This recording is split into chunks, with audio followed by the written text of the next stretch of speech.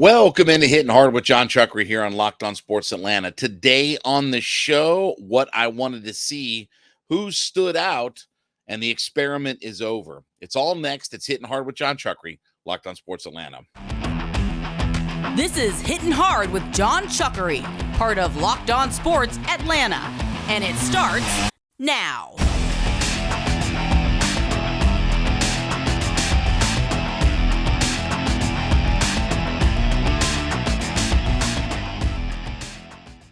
This episode is brought to you by FanDuel Sportsbook, the official sportsbook of Locked On. Make every moment more. Visit FanDuel.com/LockedOn today to get started. Hitting Hard as part of the Locked On Podcast Network, your team every day. We ask you to subscribe or follow for free on YouTube or wherever you listen to your podcasts. Get the latest episodes of Hitting Hard as soon as they become available. Also, check us out on the SiriusXM app and give me a follow on my personal Twitter page at JMCH316. Well, it was a successful night down in Miami for the Atlanta Falcons on Friday. After a couple of good days of practice, where the competition was ramped up pretty good and the defense really stood out. I talked about on Friday on the show about what I wanted to see. And I wanted to see it look different, right? That this was the thing that I wanted to see, that there was a difference in what this team was going to look like this year. Again, we weren't going to look at schemes and all these different things, right? It was going to be vanilla. We knew that all going in. We knew that there wasn't going to be any intricacies, and Ryan Nielsen or, Arthur Smith were not going to show their hand or anything like that. But could guys win one-on-ones? Could we pressure the quarterback? Could we look different on defense, just as far as our style and our aggression and our play on defense? I think mission accomplished in all of that, right? I mean, I definitely think that the defense really set a tone for that game. Now, look, again, I understand that there weren't any starters. Nobody played. It was all backups and this, that, and the other. But let me ask you a question. Would you rather have our backups stink up the joint and not be any good and get blown out or whatever? Or would you rather have that kind of effort from our backups? And again, there were some starters, or at least that there were some guys that are going to play some significant snaps in this game. D. Alford and Arnold Ebiketie and a few of those guys, Helms, like those guys are going to be here in a few weeks. It's not like they're getting cut. They're not walking away from this team in the next few weeks. Those guys are going to be here. They're going to be here for the long term. So again, what I wanted to see is, do we look different? Did we look different? Well, I think that all happened. The red zone defense, for instance, again, the Falcons stopped them 3 times in the red zone without scoring any points. And I understand that the Dolphins were going for it on 4th down or whatever like that. But again, they stopped them. Now, they stopped them 4 downs at a time. So that was encouraging. Obviously, the 5 sacks were encouraging. That's what I want to see. I want to see, can guys win one-on-ones? Can we blow up plays? They got 5 sacks in the game. We talked about this the other day on the show. Turnovers. They created 4 turnovers, including multiple interceptions. That's something that we haven't seen either. You don't think that that's – and again, some of this stuff that translates to the backups would certainly translate to the starters, does it not? I mean, you can already see the Jerry Gray influence that is on this defensive backfield, where they're more aggressive. They're going after the football. So again, you mean to tell me that isn't going to start translating to our starters? So everything that I wanted to see happen. Now, again, was it a flawless performance? No, not by any stretch of the imagination. Look, there were still tackling issues, which is expected at this time of the year. Again, there were some of those issues, but the Dolphins were able to get some big gash yardage plays. But from a defensive standpoint, I could not have been happier with the effort that the Falcons put up in that game. And then we had a punt return for a touchdown. I thought Logan Woodside, for our 3rd quarterback, he played well. The big thing that I wanted to see is, us throwing the football. Well, again, 23 pass attempts in the game. That's not a ridiculous amount, but that's an average where we probably threw it a little bit more than than what we expected to. I mean, we saw games where Marcus Mariota was throwing it 16, 15, 17 times in a game. So the fact that Woodside threw it 23 times, I like to see that. And now we'll get ready for Cincinnati, who's going to come into our building. I don't know what the status of Joe Burrow is or this, that, and the other. I know Arthur Smith said after the game he plans to play our starters. So this was a good first step to take for our backups. And again, I'll say I don't think that anybody's going to play in the third game as well. With the 3-game preseason now, you're going to see all the backups again in the third game. You're going to see Desmond and the guys start in the second game. They'll come out, I don't know, 10, 12 snaps, maybe the first half, first quarter. I don't know what the plan is going to be. But it was a good first step to see what can translate to this football team. And I'm excited to see what this group has. I'm excited to see the building. I mean, I want to see whether, again, no matter what happens in all of this, I want to see what our first group looks like. And again, there were players that were out there, D. Alford, Ebiketie especially. Again, the fact that Ebiketie showed out, had a sack, played well, that's encouraging. Because again, if he can't do this against backups, what makes you think that he's going to do this against starters? So that was all good and all encouraging. D. Alford is going to be a key piece. Arthur Smith has talked about him repeatedly through training camp, unprovoked. He's talked about him multiple times about the contributions and the way his camp is going and all this, that, and the other. And then you got to see it on Friday night with the punt return, with the defensive play. Again, they got contributions from some guys that, who knows, they probably won't make the roster at the end of the day. But you saw the aggressiveness of the defense and you saw what we can do. And look, I'll talk about our offensive line here in just a little bit, but I thought the offensive line played well with all the backups. So again, this was an encouraging first sign for everything coming together. And Arthur talked about the idea of, look, we got some things to clean up, but I thought that the group played well. Thought they did what they had to do. Like I said, I'd rather have these backups, stop everybody's, stop the Dolphins backups than get run off the field or get blown out. And that didn't happen. And again, it looks like we might have some personnel when all is said and done, or at least maybe we've got some depth when all is said and done. That's the thing that I'm looking for. Again, I'm not looking for intricate schemes and, showing their hand on defense or this or that or whatever. I'm not looking for all of that.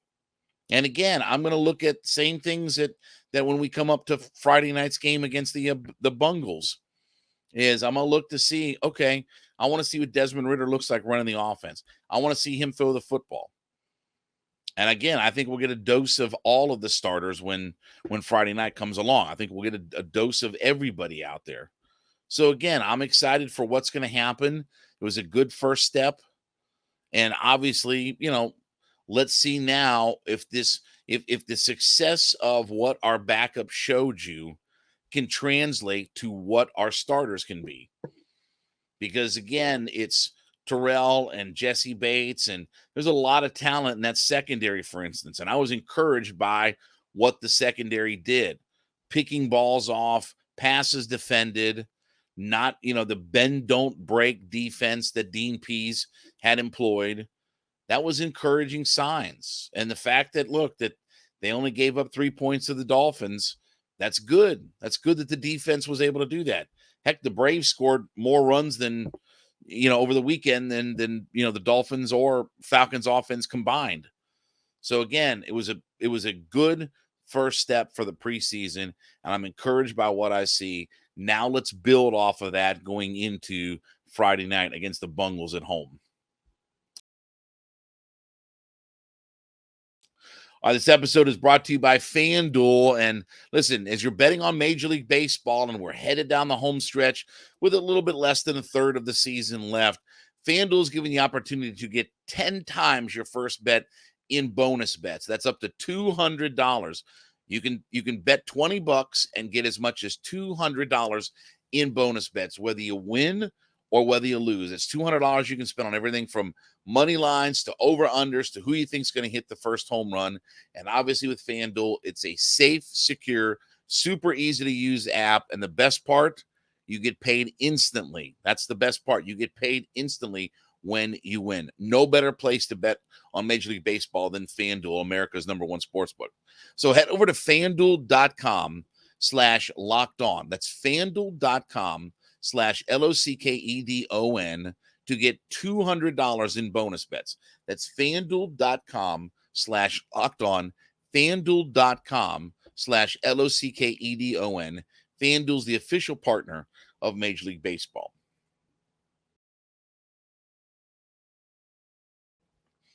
So who were some of the guys that stood out to me for the game on Friday night? I'm going to single out DeMarco Hellams first off, because I thought he played really well. The rookie safety out of Alabama. You know, he had a pass defended. He had, 7 total tackles, 5 solo tackles, and was just all over the field. I thought he played really well, and I thought you saw some of that ball hawking skills and different things. So that was an encouraging sign from him. So, again, I don't know what his long-term prognosis is, but certainly that he looks like a guy who can play. I was encouraged by what Arnold Ebiketie did. You know, again, we need Ebiketie to have this big step-up breakout year, right? I need 8 or 10 sacks out of Ebiketie if my defense is going to get where it needs to be. And there were a lot of good signs that we saw out of Ebiketie. And frankly, he played a lot of snaps. He played a high percentage of the snaps in that game, whether it was by necessity or whether for whatever reason they wanted to get a good evaluation of him. Whatever the reasoning was, it was a situation where he played a lot in that game. And the fact that he stood out, that's encouraging because he's a guy that we're going to count on in the regular season, not just a rotational guy, but he's going to be one of the main guys that we count on defensively. Now, I'll say, and we'll see how this all goes, but I thought by and large, Jalen Mayfield played pretty well. Now, I know he got lost on the one play where, again, he whiffed on a couple of guys in the pass protection. But when you ask Jalen Mayfield to go north and south and run block, he can use his strength and size and everything and move people around. Again, when you get him into pass protection and teams start to, do crazy things on him, stunt him with him, whatever, again, that's where he gets kind of lost. But I thought by and large, he played pretty well. I thought he did some good things. Now, again, we'll see long term if he's a viable option as a swing tackle, because that's what really he's going to be, is just potentially a swing tackle for this team. But at least he did some things well. At least if you just narrow his focus down and you let him just kind of go north and south on this thing, that, again, maybe he can at least play. Let me put it like this. I wanted to see is whether or not he could be an NFL player. At least he looked like an NFL player. Did he make all the plays? No, of course not. Again, that can't ask for the world, on this, but he certainly looked like at least a guy that could belong on the football field. Nate Landman was another guy with the cutting of Michael Walker. Again, Landman is a guy that could see some action at the inside linebacker spot. Again, he played in 7 games last year, and he's part of a rotation. And now that you don't have a Michael Walker, who, again, was sort of your coverage guy, in the inside linebacker spot, Landman's a guy that is looking for some playing time. He had the sack, he had the pass defended. So I thought he did some good things where, again, we're looking for rotational pieces, right? We're looking at guys that, can they come in and be part of our rotation on the defensive side of the football? I thought Landman played pretty well, all things considered. And again, with the Michael Walker, cutting, now we've got to look and see, okay, who's going to play our inside linebacker spots? Obviously, Troy Anderson is going to be one of the guys, but, again, we're kind of thin at that spot. And maybe that's a place where we look at going and adding somebody, off the streets or what have you. But I thought Landman played pretty well in that game. we talked about DeMarco Hellams in the breakout that he had. Also, too, um, D. Alford was another guy who, again, he may get that nickel starting slot. He may end up being our punt returner. That was encouraging, the fact that he had the big punt return for a touchdown in that game. And look, I don't know who's going to ultimately shake out. I mean, they played Sexton on the first punt. He took back the first punt. I want to see D. Alford or Penny Hart. And I thought, really, too, speaking of Penny Hart, I thought that the receivers, the pass catchers, let's call them, because again, we're not doing position football. We're doing positionless football. But I thought the guys who caught passes in the game did a nice job of making catches in traffic. Woodside put the ball into some traffic areas, and I thought that our guys did a good job. I thought Penny Hart had a nice catch. Scotty Miller had a nice catch. I mean, again, it wasn't a plethora. It wasn't 50 passes or whatever like that. But I thought that our pass catchers did a nice job of catching the football in traffic. And again, when we start getting down close and getting the red zone and down when the field gets squeezed and all that, that's going to be a key. Can we get some guys that make plays in the end zone? I thought our pass catchers did a nice job on that. And another guy who, in a crowded backfield, obviously, Godwin Igwebuike, was a guy that 70 yards, 5.4 yards per rush, had the one touchdown, a really nice play on that touchdown. He's a guy that, look, it's a crowded backfield. We've got Patterson, we've got Bijan, we've got Tyler Algier, but you're one injury away, and we saw this last year. You're an injury away from guys like Igwebuike having to play. You're an injury away from those guys. So whether he makes the roster, I don't know that he makes the roster, because, again, we've got 3 running backs, but maybe he's a practice squad guy, and he's taking advantage and making the most of his opportunity. Maybe he stays on the practice squad, but again, we've seen these guys, and this is one of the things specifically that Arthur Smith talked about, is it's a long season. And when you have a season like this, you're going to have injuries, and you're going to have guys that just wear down and break down. You've got to be able to have some depth. You've got to be able to substitute guys in and out. And you have to have guys that look like they're competent and can play on an NFL football field. Now, for the first time in these 3 years, it feels like we have some of those guys. It feels like that we have some guys that, okay, we can trust to be on the football field and not completely kill us. I go back to a Cornell Armstrong. He was thrown in a dreadful situation last year where, again, he was just plopped in to have to cover Jamar Chase when Terrell went out. And again, you can't recover from that, right? But as the season went on, he played better and better. And so, again, these guys get thrown into these situations where you're an injury away from all of a sudden the complete dynamic of your team changes up. And I think that we showed some depth on this squad, that if you feel like you have to play some of these guys, it doesn't completely fall off a cliff. And that really, by and large, is all that I'm looking for. All right, as you make Hittin' Hard your first listen, be sure to go into whatever podcast platform that you listen on and let us know that you're an everyday listener to the program. So we thank everybody so much for being a part of our journey, and certainly we thank you for being a part of this as you're an everyday listener. Let us know that you're an everydayer, as we like to say, that you listen in 5 days a week to the program.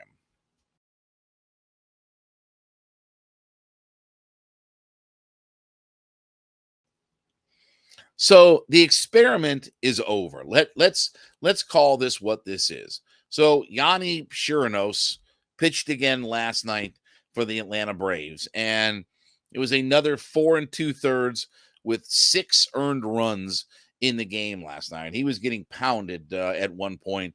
And again, the only way the Mets could figure out a way to win is they beat up our most dreadful pitcher.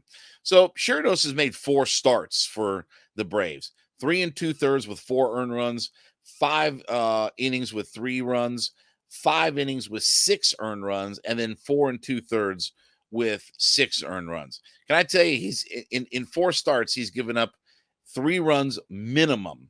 Okay. Can I tell you, At this point, the experiment's over. And I don't understand what we're doing and monkeying around with. Okay. Look, we've got an 80-game lead. We've got plenty of time. We got about a third of the season left available to us. We're way out in front. Nobody, the Mutts and the Philadelphia Phillies and the Fishnets, they're way behind us.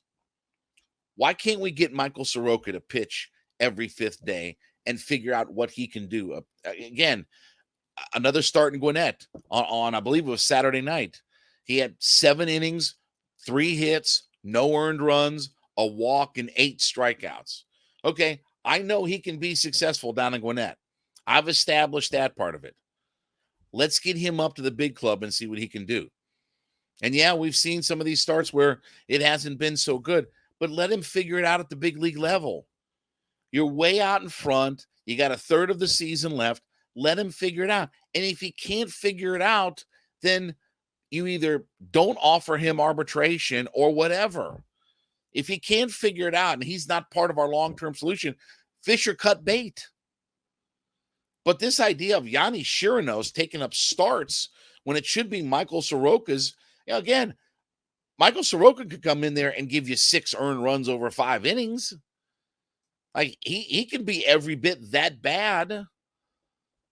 So again, why not give it to him? Why not give the starts to somebody who can be part of the solution?